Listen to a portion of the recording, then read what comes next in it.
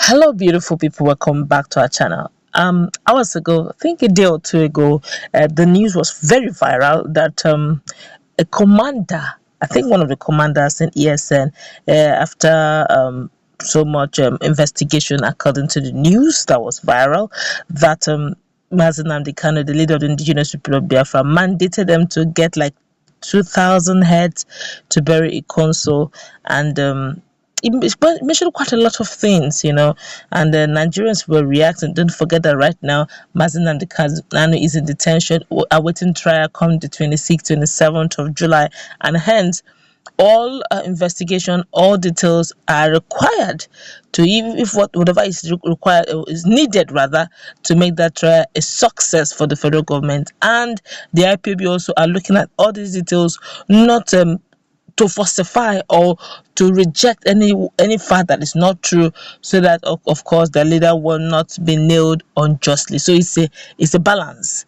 where IPOB is looking at protecting their own. The federal government is also looking at nailing the agitator, the leader of the indigenous people of Biafra. But right now, the media person of IPOB, Ima Powerful, have decided to speak on that issue, and is bringing out his facts, his figures about the 2,000 heads for Ikonso and many others allegations leveled against their leader Mazi Nnamdi Kanu. In a moment, you're going to get the full details of what Ima Powerful has got to say in defense of his leader.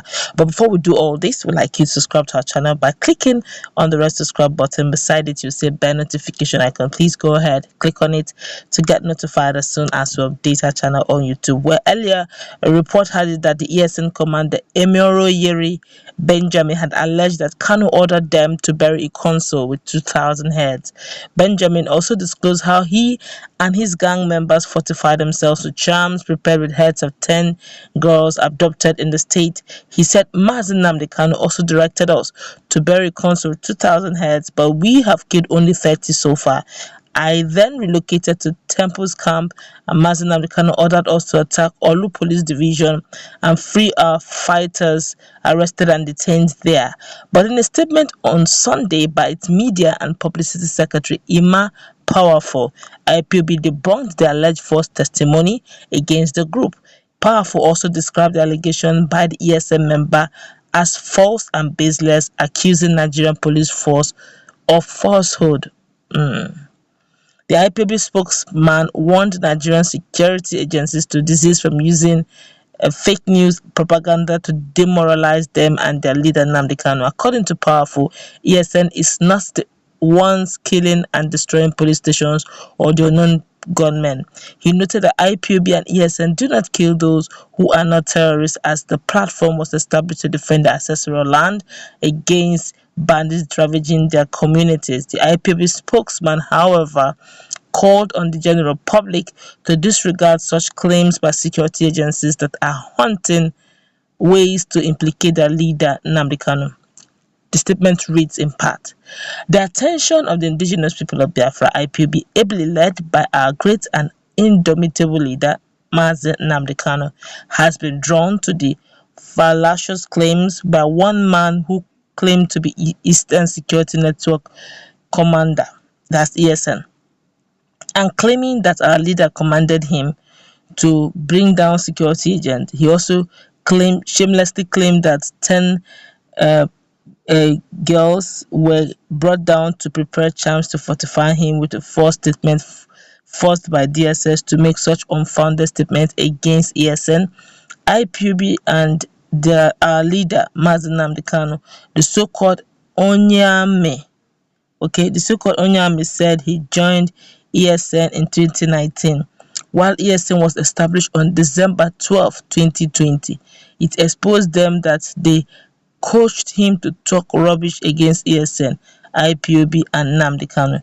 We want to make it clear that the purported ESN commander is not known to us, and we discovered that he is a mole planted by government and security agencies into ESN.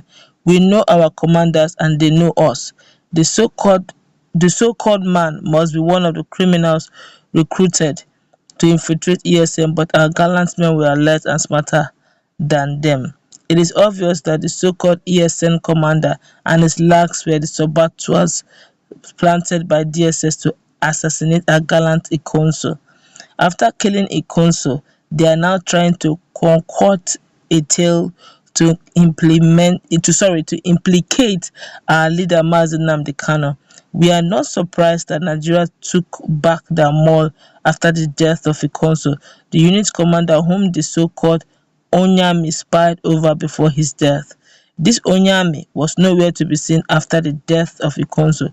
Where did he get the information that our leader Mazi Nnamdi Kanu gave the order for 2,000 heads to bury Ikonso, because he was not in the camp again from that day he gave Ikonso out to Nigerian Security Service? And can he provide parents of those 13 girls he was confessed during his interrogation? Nigerian security agencies must not do this.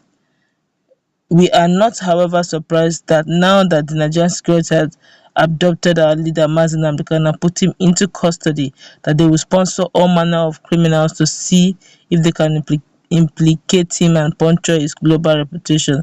The question every sane person will be asking is, why now that our leader Mazi Nnamdi Kanu is in custody, that the so-called ESN commander is making this ridiculous confessional statement? The Nigerian security apparatus are shopping for compromised witnesses for their unfounded accusation leveled against our leader, just as they did in 2015 when they arrested him the first time, and they will fail in their new project as they failed in 2015. We state without ambiguity that our leader Mazi Nnamdi Kanu, an ardent believer in God and ardent of the Jewish faith, does not believe in bloodshed and never asks anyone to kill to be fortified. He doesn't believe in fetish powers and has openly preached against such ungodly practice. IPOB and ESN do not also kill people to get powers. Our faith and values abhor such superstition rather. How can we be killing the same people we are putting our lives on the line to defend and liberate? All right, this is all coming from Ima Power, for this media and spokesperson of uh, uh, um, IPOB, that's Indigenous People of Biafra. Okay, but all he said here, I based on what Ima Power said, I've not seen. I think it's just a case of word against word. Just I really have not seen any proof here to either nail or exonerate Mazi Nnamdi Kanu, which I think is a word of words, word of mouth. But also, I took two notices from the statement. We're looking at it very objectively. I'll do that very quickly too. Is the fact that he made mention and said the man confessed that in 2019 he joined ESN in 2019, and ESN was actually created, I think, on the 5th of December or so, or 12th of December. I'm not sure the day, but I know it was actually on the December 2020, went viral on social media. Then, of course, he made mention that the so-called Onyearmy is not a member. But if he's not a member, he also agreed within the statement, guys, we're just being objective now. He also agreed within the statement that after the death of Ikonso, he was no longer found in the camp, which means the so-called Onyearmy was actually in the camp, which also means the so-called Onyearmy was actually a member. One way or the other, he was a member of ESN. For him to have agreed that as soon as Ikonso was killed, Onyearmy was no longer nowhere to be found in the camp, which means he knew the camp and the whereabouts and the activities of ESN. I guess that's we're gonna wrap it up. This has just been objective. Let's look at this also analytically. What's your take? Puncture and look which are the loopholes and what do you think is the right standing. Let's interact in the comment section.